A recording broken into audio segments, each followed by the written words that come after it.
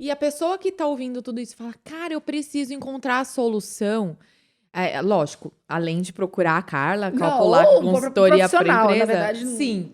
Mas é isso que eu queria abordar. Não existe só terapia com psicólogo. Uh-uh. E também não existe só coach, que teve a época em Ai, alta de gente, eu tenho um coach, não bode sei o de quê. coach, assim, eu tenho um pouco de... eu tenho algumas restrições, porque para você ser realmente um treinador, Uhum, cara, você tem que ter um repertório foda. uhum. E eu considero que bem poucas pessoas são fodas hoje em dia. E aí é uma polêmica. É porque teve uma época que estourou Virou isso, coach, né? Tipo, olha, fiz um curso de 2 meses, sou coaching de... Não, gente, para. Por exemplo, constelação familiar, que é uma coisa que agora está em voga, nananana. A minha consteladora faz isso há 20 anos. uhum, Muito antes disso virar de uma estourar. moda. E aí eu acho que tem que ter cuidado com isso. Aonde você vai procurar isso? Quem vai estar com você nessa caminhada? Porque Uhum. aí você está abrindo coisa sua. Uma E coisa... como que a pessoa vai saber se é charlatão ou não? Vamos procurar, vamos pesquisar. Há quanto tempo essa pessoa faz isso? Vamos conversar com quem passou por um processo com ela? Claro que sempre pode dar um erro, sempre pode, Tabata. Mas quanto mais eu conheço e pesquiso, mais eu tenho possibilidade de acertar.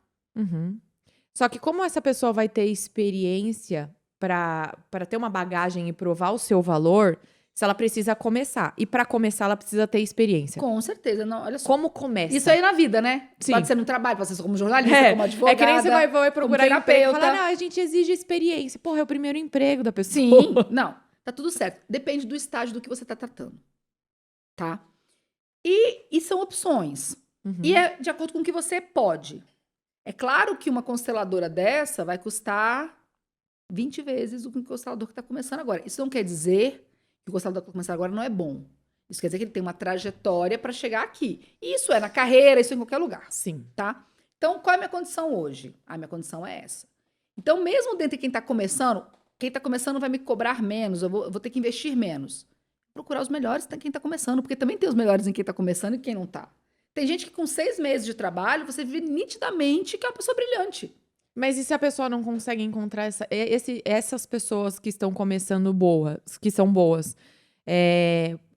Eu sempre aconselho ir pro caminho do livro. Porque você falou, a hora que você Sim, falou do livro, já fico aqui. Porque é algo barato, que é barato, sim. pelo toda a bagagem que vem dentro de um livro, é barato. Ah, mas eu não gosto de olhar, meu filho. Então, cada um tem que fazer. Não Tem dá que pra se ter doer tudo, minha gente. Tem pra que ter uma conta de transformar. sacrifício. Exato. Mas tem alguns livros que você indica que destravam essas coisas na cabeça? Acho que sim, tem vários, né? É, eu tendo mais aos livros mais científicos do que aos de autoajuda. Uhum. Nada contra. Qual que é a diferença? O livro de autoajuda dá fórmulas prontas. Na maioria das vezes. E uma coisa muito fácil, assim, você tem que se amar. A coisa que a gente mais ouve hoje, né? Uhum. Autoamor, você tem que se amar. Como é que faz isso, bicho? Como é que faz isso? Que Você ferramentas que tem eu que posso se usar? amar você tem que amar primeiro antes de amar alguém e nanana. O livro de autoajuda geralmente te dá uma solução para que no final você tenha uma esperança assim, eu vou conseguir porque tem uma solução. Ele remedia. É, Ele não. ele não vai pro embate. Um livro que vai te despertar situações, e aí pode ser livro até espiritual. De repente você vai lá desenvolver dentro da sua religião, porque isso também faz parte do que a gente é. Sim. E aí importa se você é católico, se você é espírita, se você é um bandido, não importa. A Evangélico. fé enraiza esse tipo de coisa, E né? vamos ler sobre isso, porque hoje tem muitos pastores que são terapeutas. Por exemplo, Sim. né? Eu não sou evangélica, mas eu conheço os universos até porque trabalho para algumas empresas desse ramo. Então, assim, o que eu posso falar para você? Vai buscar, Carla, eu tô falando de mim. Eu sempre vou sugerir livros que vão falar do mais abrangente para que você coloque na sua vida. Para que você olhe para aquilo e fale assim, cara, isso aqui tem a ver comigo, isso aqui não tem a ver comigo. Os livros de autoajuda, e tem livros e livros, né, de autoajuda, eles geralmente te propõem uma solução que parece simplificada. E que não é, não adianta. Às vezes as pessoas falam assim, mas e se eu fizer isso e der errado? Deu. Você vai aprender, porque é assim que é. Qual é a garantia que eu tenho? As pessoas querem muito garantia. Mas se É. eu for fazer, qual a garantia que eu tenho? Nenhuma. Você não tem garantia que você vai estar vivo amanhã. Eu tenho uma experiência que eu vou levar pra vida, Tabata, que foi a morte da minha mãe. Eu falei com a minha mãe à tarde, numa quinta-feira. Minha mãe não tinha nada. Na sexta de manhã, meu pai me ligou e falou: preciso te falar uma coisa, não tem outra maneira de te falar e vai ser rápido. Sua mãe morreu. Eu falei, oi? Como assim minha mãe morreu? Ele, assim, ela não acordou. Então, É depois muito duro pra quem disso... fica, né? Nossa. Não, e depois disso eu comecei a refletir assim, que controle que as pessoas têm das coisas? Sim. Do que elas estão falando, né? Então, o que eu posso fazer é ser melhor pra mim todo dia um pouquinho. Porque eu não sei o que vai acontecer amanhã. Eu não sei quando vai acontecer quando eu sair daqui. Sim. O que eu posso fazer são previsões e organizações, porque eu tenho que fazer isso. E escolhas. E escolhas. Que é o que cabe a você e acabou. Exatamente. Mas essa questão do... Mas, Carla, qual é o caminho? Cada um vai encontrando o seu, porque não tem fórmula. Às vezes as pessoas falam assim, como é que você chegou até aí? As pessoas vão te perguntar isso. Tá, mas como é que você chegou até aí? Como é que... E aí, na maioria das vezes, aí eu vou falar uma coisa muito cruel. A maioria das pessoas são preguiçosas. Ela quer pegar a sua história Um pra ver se atalho. encaixa nela pra ela poder... Não existe atalho pra viver, meu amor. Não mesmo. Não existe.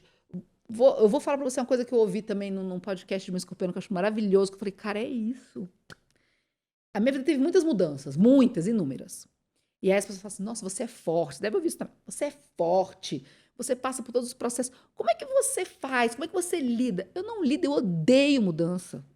Eu odeio Como mudança. você dá conta? Mas Então, eu não dou conta. Eu sou obrigada. Eu É. sou obrigada. Essa situação, por exemplo, da morte da minha mãe, é isso, eu sou obrigada. Eu queria essa mudança? Não. E várias outras, mas eu preciso olhar para elas. Então, se você tem uma escolha, você pode jogar embaixo do tapete, tem um monte de gente que acha mais cômodo. Uhum. E joguei ali. Uma hora alguém vai tropeçar no tapete, a sujeira vai sair, não tem jeito, não tem para onde correr. Né? Vou voltar lá no começo, a verdade que vai te levar para algum lugar melhor. Então, assumir que você não tá bem, assumir que aquilo te incomoda, né? Tem gente que fala assim, eu gosto de ver as pessoas felizes. Fala, mentira. Você quer se ver feliz. Aí, como você não consegue, você vai fazer o prêmio consolação vendo o outro feliz. Pra você ver alguém feliz, realmente ficar feliz, você tem que estar feliz também. Você tá falando isso, eu lembrei. Uma vez eu tomei um tapa na cara de uma psiquiatra, porque eu já busquei várias formas de solução pro que eu senti e pro que eu tava passando, inclusive farmacológicos, né? Inclusive, já tomei tarja preta uma época. E eu chorava que a minha gata não tava bem. Minha gata tem 15 anos já. E assim, metade da minha vida praticamente foi com a minha gata. E eu tenho um apego muito grande com ela. E eu sofro muito por isso. E transferi todo o meu sonho maternal na gata. A gata virou minha filha. E aí eu tava chorando lá, falando, mas eu não queria que ela morresse, não sei o quê. Porque eu não gosto de ver ela sofrer, eu não gosto de ver ela vomitar e passar mal. Ela olhou pra mim e ela falou, não, você não gosta de sofrer, você sofrer. Claro. Você tá com medo de você sofrer. Ela vai passar pelo que ela tiver que passar, Tabata. Isso aí. Você não tá querendo sofrer. Larga a mão de ser egoísta. Você, quando você pegou uma gata, você assumiu o risco de ter que abrir mão do que é bom pra você em prol da outra. Então, pode parar. Aí, foi um tapa na cara. Agora eu virei e falei assim, nossa, pode parar com remédio. Agora eu já vou... Já entendi. Não, fiquei depressiva de uma vez. Tô brincando. Não fiquei, não.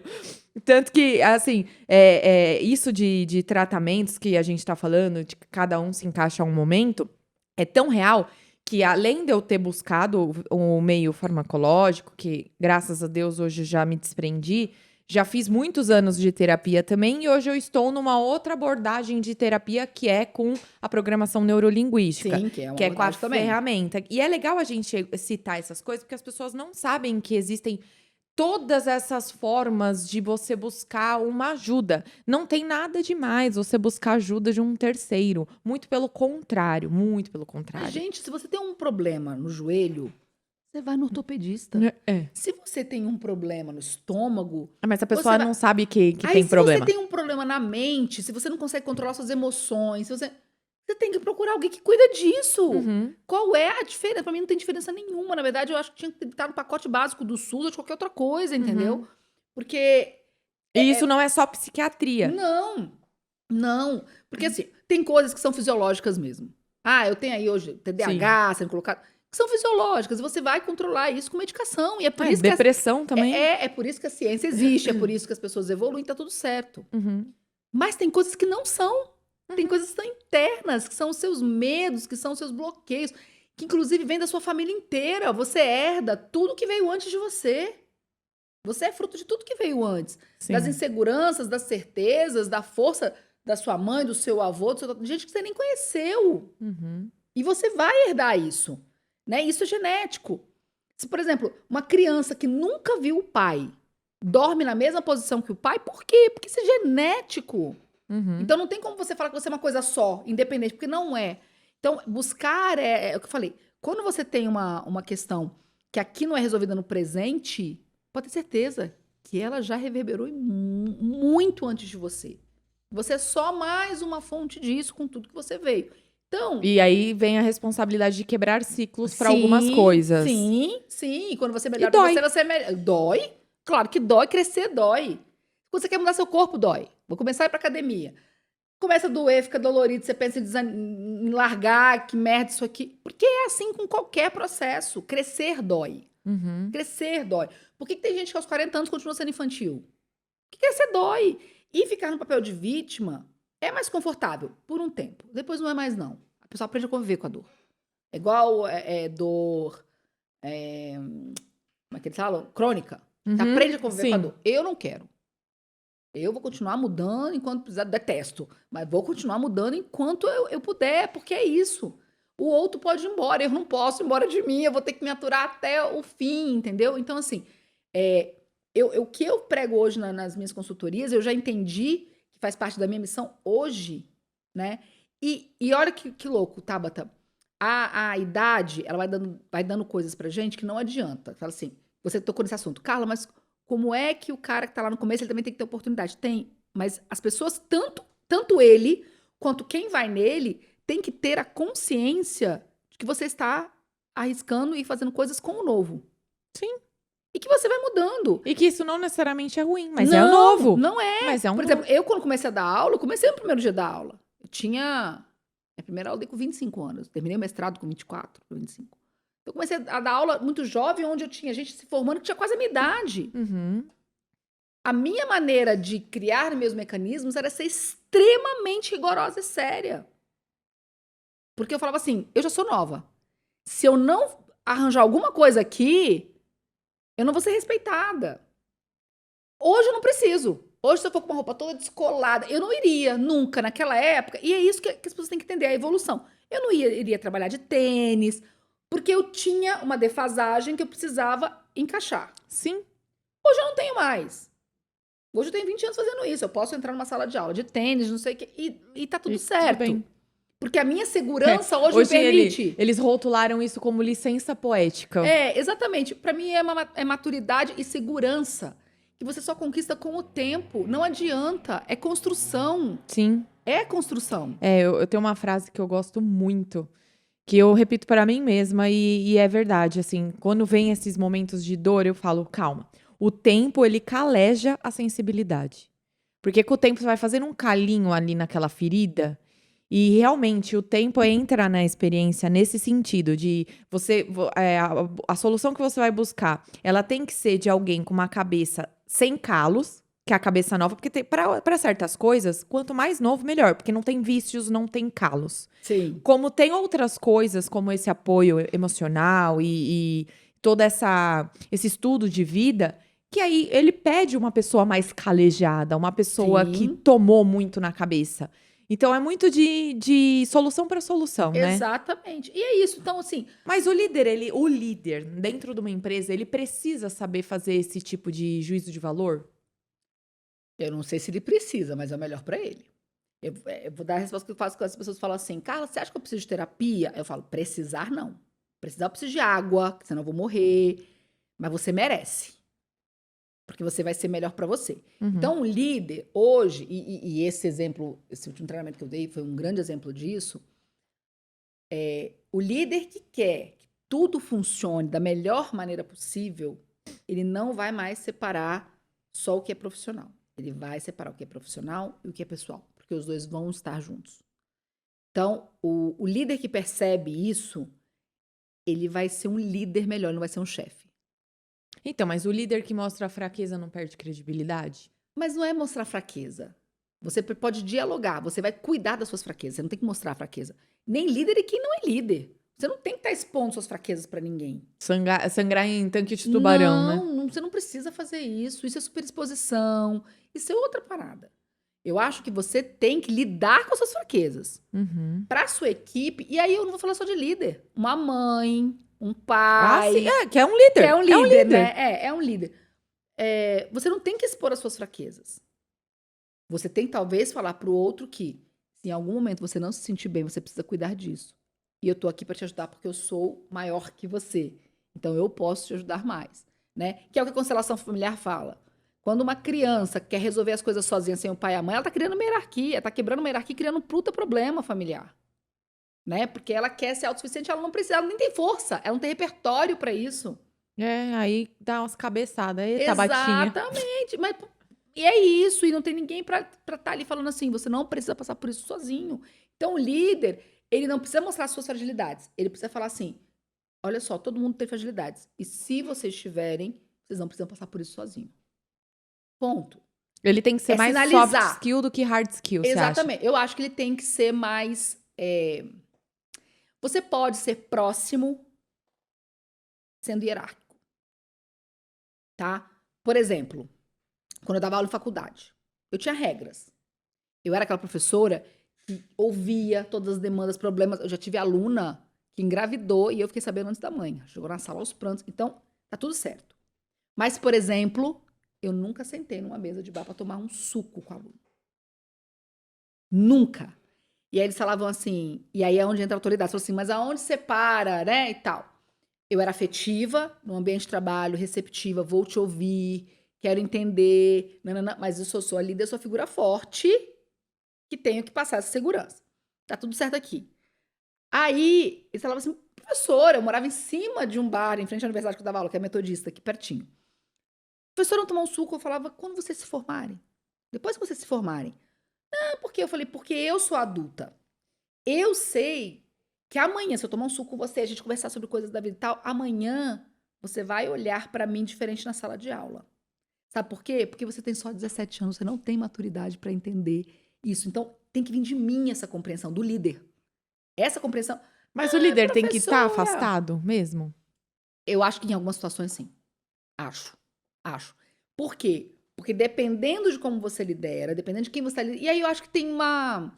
Você tem que avaliar toda a situação. De professor para aluno, tem. De pai e mãe para filho, tem.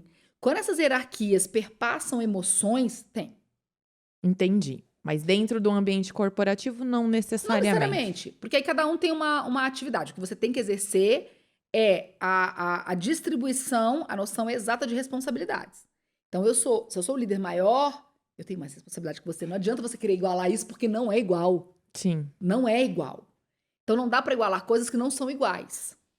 Tá? Então, eu acho que isso tem que ficar muito claro, muito pontuado. Isso não quer dizer que você não vai ser acessível. Isso não quer dizer que eu possa ir na sua sala falar assim, olha só, eu não tô produzindo o melhor por isso. Uhum. É esse diálogo. Talvez a gente troque a mas distância olha, por diálogo. mas